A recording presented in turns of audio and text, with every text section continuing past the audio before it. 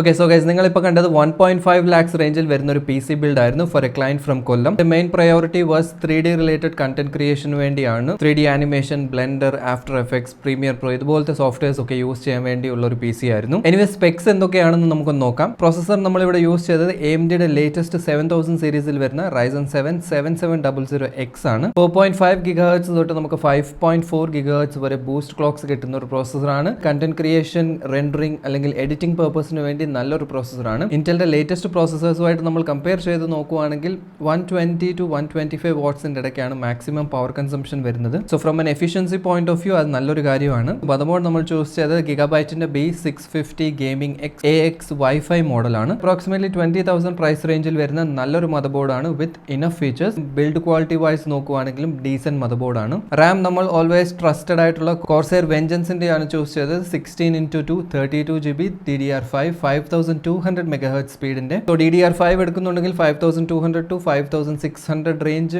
Like entry ലെവലിൽ recommended ആണ്. Next സ്റ്റോറേജിന് വേണ്ടി SSD ആൻഡ് ഹാർഡ് ഡിസ്കിന്റെ കോമ്പിനേഷൻ ആണ്.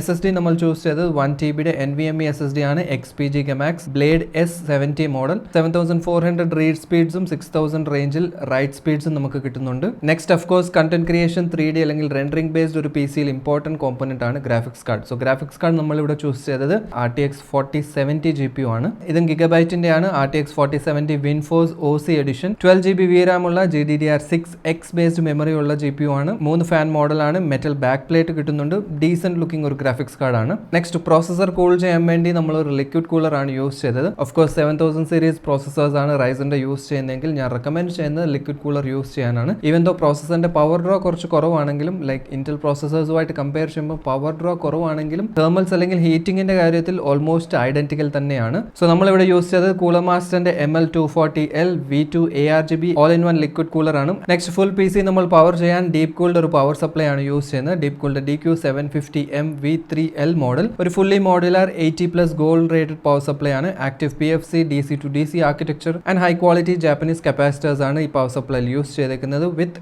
7 years വാറന്റി. സോ 750 വാട്ട്സ് ഈ ഒരു പർട്ടിക്കുലർ ബിൽഡിന് മോർ ദാൻ ഇനഫ് ആണ്. ആൻഡ് ഫൈനലി ഈ കോമ്പോണന്റ്സ് എല്ലാം നമ്മൾ നീറ്റ്ലി പ്ലേസ് ചെയ്തത് ബാക്കിൽ കാണുന്ന കേസിലാണ്. കൂളർ മാസ്റ്ററിന്റെ തന്നെ CMP 520 മോഡലാണ്. ഒരു compact mid tower stunning looking case ആണ്. 5000 പ്രൈസ് റേഞ്ചിൽ കിട്ടും. സോ ഇതൊക്കെയാണ് പാർട്സ് നമ്മൾ യൂസ് ചെയ്തത്. ഇനി കുറച്ച് ബെഞ്ച് മാർക്സ് നമുക്ക് നോക്കാം. ഇതിൽ ഫസ്റ്റ് Cinebench R23. ഇതിൽ സിംഗിൾ ത്രെഡിൽ നമുക്ക് 1970 പോയിന്റ്സും മൾട്ടി ത്രെഡിൽ 19185 സ്കോർ ആണ് കിട്ടിയത്. നെക്സ്റ്റ് 3D മാർക്കിന്റെ CPU പ്രൊഫൈൽ ആണ്. സിംഗിൾ ത്രെഡിന്റെ ആപ്ലിക്കേഷനിൽ നമുക്ക് 1087 പോയിന്റ്സ് ആണ്. എല്ലാ ത്രെഡ്സും യൂസ് ചെയ്യുമ്പോൾ 8948 പോയിന്റ്സ് ആണ്. CPU സ്ട്രെസ് ടെസ്റ്റ് നമ്മൾ ചെയ്തത് IDA 64 എക്സ്ട്രീമും Cinebench R23 രണ്ടിന്റെയും നമ്മൾ നോക്കിയിട്ടുണ്ട്. മാക്സിമം ടെമ്പറേച്ചർ 94.5 ഡിഗ്രീസ് ആണ്.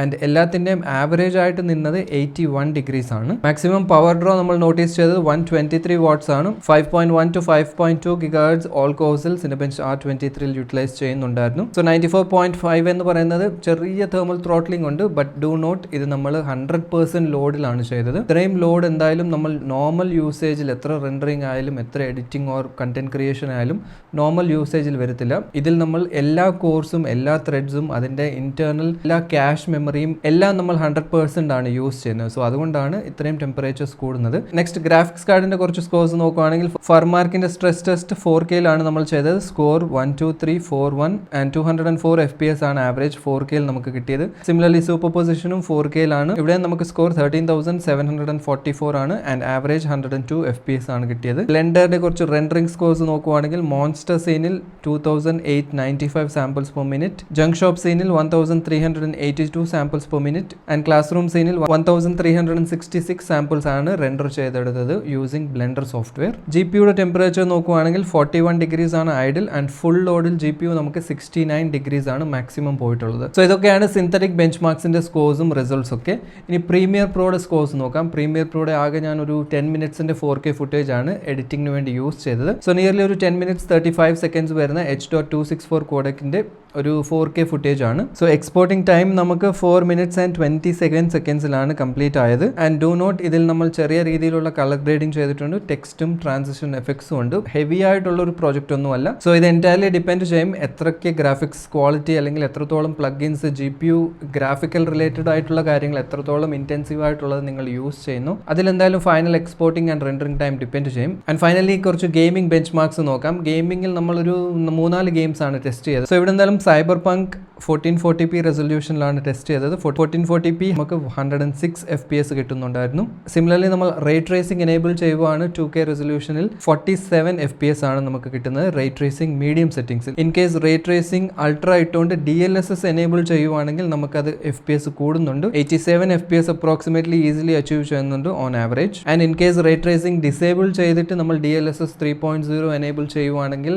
മാക്സിമം FPS നമുക്ക് കിട്ടുന്നുണ്ട്. 134 ആണ് ആവറേജ് കിട്ടിയത്. So ray tracing feature use ചെയ്യുന്നുണ്ടെങ്കിൽ DLSS 3.0 എനേബിൾ ചെയ്തിട്ട് നോക്കുവാണെങ്കിൽ ബെറ്റർ ആയിരിക്കും. ഓൺലി റേ ട്രേസിംഗ് ആണെങ്കിൽ എന്തായാലും FPS കുറയുന്നുണ്ട്. നെക്സ്റ്റ് Forza Horizon 5 നമ്മൾ 1440p റെസൊല്യൂഷനിലാണ് നോക്കിയത്. ഏറ്റവും ഹയസ്റ്റ് എക്സ്ട്രീം ഗ്രാഫിക്കൽ സെറ്റിംഗ്സ് നമുക്ക് 175 FPS ആവറേജ് കിട്ടുന്നുണ്ട്. ആൻഡ് കുറച്ച് താഴെയുള്ള അൾട്രാ സെറ്റിംഗിൽ നമുക്ക് ഈസിലി 196 FPS ആവറേജ് വരുന്നുണ്ട്. Next game RDR2.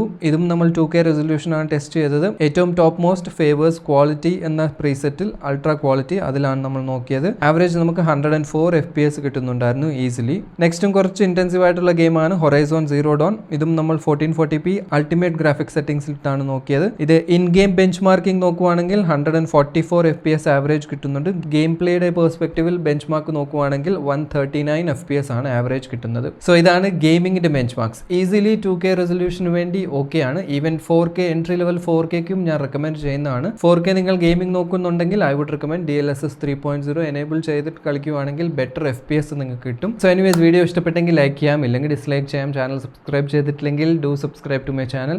ആൻഡ് ഇതുപോലത്തെ അടിപൊളി PC ബിൽഡ്സ് നിങ്ങൾക്ക് ആവശ്യമുണ്ടെങ്കിൽ ഡു കോൺടാക്ട് മീ. ഡീറ്റെയിൽസ് എല്ലാം സ്ക്രീനിൽ കാണും അല്ലെങ്കിൽ ഡിസ്ക്രിപ്ഷനിൽ ഉണ്ടാകും. സോ നിങ്ങളുടെ റിക്വയർമെന്റ് എന്തായാലും നിങ്ങളുടെ ബഡ്ജറ്റ് എന്തായാലും what ever you need just share it with me. നമ്മൾ അതിനനുസരിച്ചുള്ള നല്ലൊരു PC സെറ്റ് ആക്കുന്നതായിരിക്കും. എനിവേസ് അടുത്തൊരു വീഡിയോയിൽ കാണാം. Till then B positive and stay happy.